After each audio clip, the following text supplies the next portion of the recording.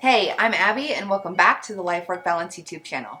Today I want to talk to you about the different types of questions that you can ask at the end of an interview that is your second, third, or maybe even fourth interview.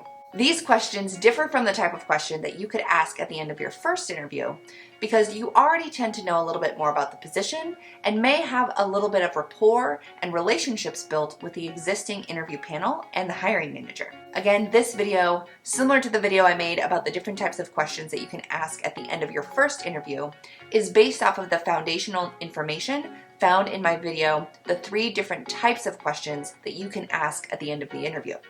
So these different types of questions are cultural questions, logistics or technical questions, and then also hard hesitation questions. But before I jump into this video, please go ahead and give this video a thumbs up if you're looking forward to today's content. And if you haven't already, please go ahead and hit that subscribe button as well as the bell so that you can receive life work balance advice delivered directly to you every Sunday. All right, let's just jump into it. I've got 6 different types of questions that you can ask at the end of your second, third, fourth, etc. interview. And I've got 6 different types of questions for each of the different types of questions. So we've got a lot of content here, so let's just dive into it. First, let's talk about the cultural questions. These questions are always important to ask because they give you good insight on the organization, the team you might be working with, and even the people who are on your team. So the first question that you can ask at the end of a second, third, or fourth, etc. interview is, what is an example of something that would only happen here and wouldn't at other organizations? Watch the interviewers' faces when they answer this question. You'll be able to notice if their faces either light up with excitement or they have this look of dread or, oh no, I can't believe they asked this question, come over their face. And then you'll be able to see kind of their thought process as they start to answer this question. This gives you a good idea on if they're very proud to work for their organization and they think their organization does something unique and different that others don't. Or it gives you an idea on if they're worried about their organization, or maybe they don't fully believe or align with their organizational culture. So this is a good question to ask. The second question you can ask that gets to the culture of the organization is, what would my one-on-ones look like with my direct manager or supervisor? What types of things could we expect to discuss? Now, what I love about this question is it actually gets to 2 different things. First, it lets you know if one-on-one conversations between supervisors and managers and their direct reports is something that commonly happens in the organization. Now, getting feedback and having one-on-one conversations might be uncomfortable or scary for you. However, having that constant conversation and direct input and feedback from your manager or your supervisor can really be beneficial and essential to your success. So ideally, you find an organization that values mentoring and coaching, and as a culture has one-on-ones as a very common thing that happens between managers and supervisors and their direct reports. Having one-on-one conversations, like I said, can be scary, can be daunting. However, they are essential to your overall success. That also prevents you from having an annual performance review where you will get blindsided with feedback or information that you wish you had known earlier. Being able to figure out if one-on-one conversations are common and happen on regular intervals will be helpful for you. The second thing it helps you achieve is, what types of things would be discussed during these conversations? Is it performance feedback? Is it how the supervisor or manager can remove roadblocks for you? Is it more conversational so that you can get to know each other and become friendly and candid with each other? There's a lot of things that could go on in these different types of conversations. So hearing what the interview panel thinks you could expect from a one-on-one conversation with your manager or supervisor will be insightful for you. Now, the third kind of culture-related question that you can ask during your second or multi-interview is, can I see your calendar for the week? By asking this question, it gives you the opportunity to see how your potential team, your potential manager or supervisor, and others in the organization tend to spend their time. This really gets to the employee experience of working with this organization. Ultimately, their calendar will reflect what they say is important during the interview process. So for example, if the hiring manager is your potential new supervisor and they say during the interview process that they value mentoring and coaching their direct reports, then their calendar should reflect that. You should be able to see check-ins with their direct reports, even if they are short 15-minute intervals. You should be able to see that on a regular basis. However, if they say this is important to them and then they show you their calendar, and there's no meetings with their direct reports on their calendars, then that might be an indication that what they're saying doesn't necessarily match what exactly happens. Now, you can't just ask this question right off the bat. You'll want to make sure that it lands right with the interview panel that you're working with. You want to give them a little bit of background or clarification as to why you might be interested in this information. So for example, you could say something like, I'm really looking for a company that values learning, development, coaching, mentoring, or flexibility for things like picking up kids from school, etc. Can I see your calendar to see how much time you devoted to meetings, professional development, etc.? So by giving it that type of context, they're not going to be worried about your motives behind asking this question. Giving them that context shows them that you're truly interested in seeing how they spend their time. The fourth type of question that you can ask that gets to the culture of the organization that you wouldn't necessarily ask in your first interview is, what are the top reasons people choose to leave their jobs here? Asking this question will give you clarity around employee retention. What is the most common reason people choose to leave? It could be a variety of things. It could be the culture. It could be pay. It could be career advancement. It could be a variety of things. So asking this question will give you a good idea of why people might leave their jobs and why you might leave this job in the future. If you are in an interview with your future manager or supervisor, I recommend asking this question. What's the hardest piece of feedback you've received and the hardest piece of feedback you've given? Asking this question and asking both parts of this question will show you how they are at receiving feedback and kind of how self-aware they might be, and then also how they tend to give feedback, because that will be a good indication on if you'll be comfortable working with them or not. It will be a good indication on how empathic they might be, how much they connect with their employees, or how much they care about their employees. You'll also be able to tell if they're being a little bit more shallow with their responses or if they're being truly genuine and vulnerable by giving you an answer that is maybe a little bit embarrassing or difficult for them to swallow at the time that they had received that information. So asking this question will give you good insight if you're interviewing with your potential supervisor or manager. Again, if you're interviewing with someone who's going to be on your team, like your potential supervisor or manager, or someone who is going to be a peer or colleague on your team, here's a question that you can ask. How would your team describe you? By asking this question, it gives them a chance to talk about themselves, and they will likely say only positive things. But there are some things that sound positive that are also red flags or warning signs.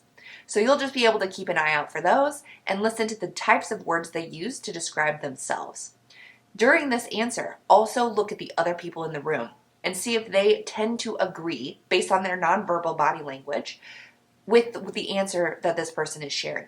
If people are having their arms crossed, they're raising their eyebrows, or they're not even listening, then you might be able to take an indication that this response isn't necessarily accurate. Okay, the second type of question that you should ask at the end of every interview is a logistics or technical question. So here are 6 different types of questions that you could potentially ask during your second, third, fourth, or further interview. The first question is, what type of training can I expect when I start? This will give you an idea of if the company is expecting to train you on any of their software, on any of their policies and procedures, or if they're expecting you to jump in feet first. The second question that you can ask when it comes to logistical or technical questions is, what will separate someone who is good at this job versus great at this job? Now, this is more of a logistical or technical question because it relates directly to the job that you're applying to. Someone who may be very analytical may not be the best fit for this job, but may be a better fit for a different job.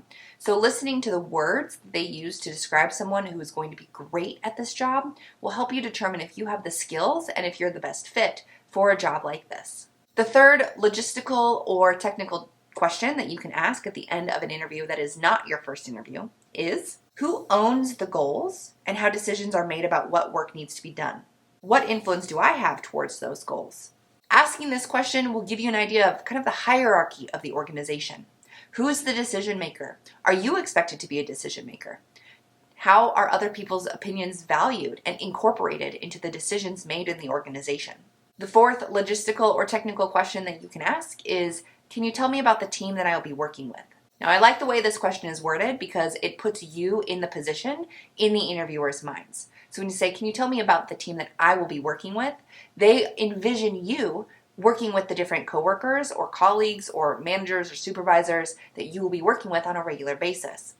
They will then be able to describe what your potential interactions might be with those people, what their roles are, and how the work might be distributed among all of the people on your team.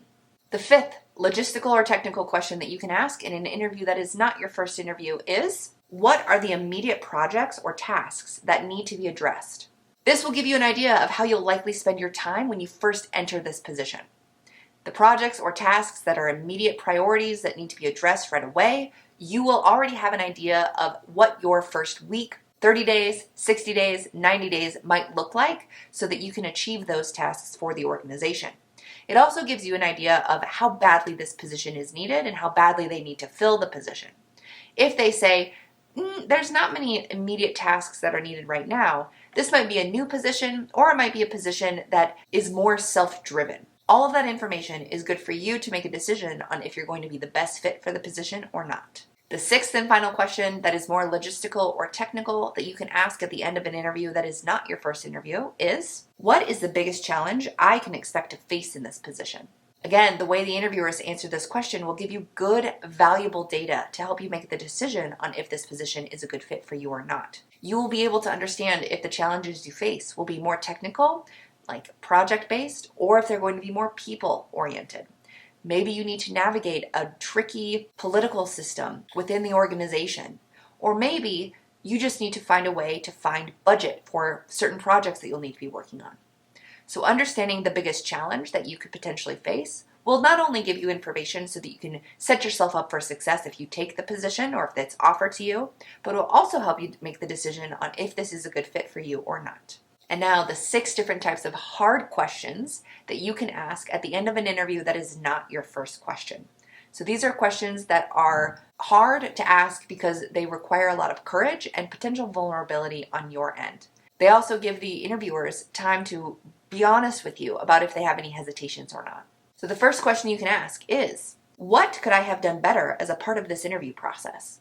Now this could be for the interview itself, or it could be the hiring process or interview process as a whole. This will give you a good idea of the different types of information that you might be missing, the different types of skills, or how you may have been able to prepare better. Again, asking this question shows that you're open to feedback and gives you the opportunity to provide additional information that you may not have been able to provide before. The second question you can ask that's a part of the hard or hesitation theme is there anything I could have done differently in this interview to better describe how I will fit into this position?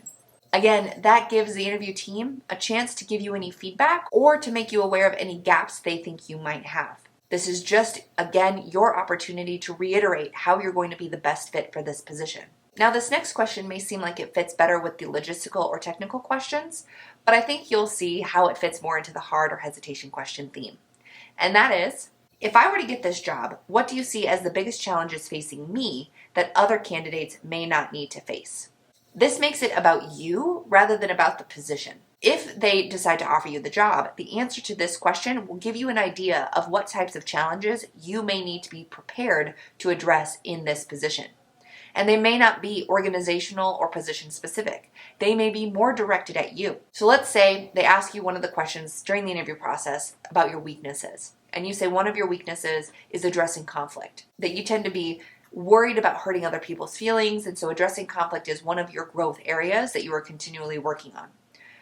But let's say that this position requires someone who's going to be very strong with their conflict resolution skills and addressing conflict at the beginning and not letting things spiral out of control. That might be one of their answers to this hard or hesitation question that you've asked them. They might be worried about how you would handle conflict in this position. It just gives you the opportunity to reiterate the skills and knowledge that you have, that you've been working on to improve that weakness, to show that you are going to be a good fit for this position. Another question that could fall within this theme, or maybe even the logistics or technical theme, is, would you like to see any examples or any more examples of my work? This, again, if they're feeling like you might be lacking some technical skill or they want to see more work that can just prove your product that you can put out, they may ask for this information, but they may not ask for it unless you offer it up. So being able to show them your work product will give them a good idea of what types of work they can expect from you, which will hopefully help your case. The fifth type of question that you can ask that's more of a hard or hesitation question during an interview that is not your first is, do I have any gaps in my experience or education that make you hesitant about my fit for this role? Now, this question literally uses the word hesitant. And again, it just gives you an opportunity to bring this back up to the interviewers so that if they have any lingering concerns about your education or your experience or any gaps that you might have while filling this position, now is the time that they can address that with you. And then finally, a good question that you can use to kind of wrap up the interview process as a whole is, can I clarify anything else for you? That just gives them one more opportunity to ask you any clarifying questions and for you to give them any additional information that could help show them that you're going to be the best fit for this position. So hopefully you found this video helpful. If you did, please go ahead and give this video a thumbs up. And if you have any questions, thoughts, ideas, or comments, please go ahead and put them in the comments box below. I enjoy reading through all of the comments that come through, and I respond to them all individually. So if you have any questions, comments, thoughts, or ideas, or you used any of these questions in one of your interviews, let me know in the comments box below. And as usual, if you haven't already, please go ahead and hit that subscribe button as well as the bell so that you can receive life work balance advice delivered directly to you every Sunday. If you're looking for free one-on-one coaching with me, please go ahead and join me on my Twitch stream every Tuesday from 8:30 p.m. Mountain Time to 10 p.m. Mountain Time. I am available to answer any questions that you might have about the interview process, about job searching, about your career ladder, about resumes, cover letters, your LinkedIn, etc. So if you've got any questions for me, join me on Twitch and you can talk to me live during my live stream on Tuesdays, 8:30 p.m. to 10 p.m. Mountain Time. Hopefully I'll see you there. Thanks for tuning in, and I'll see you next week.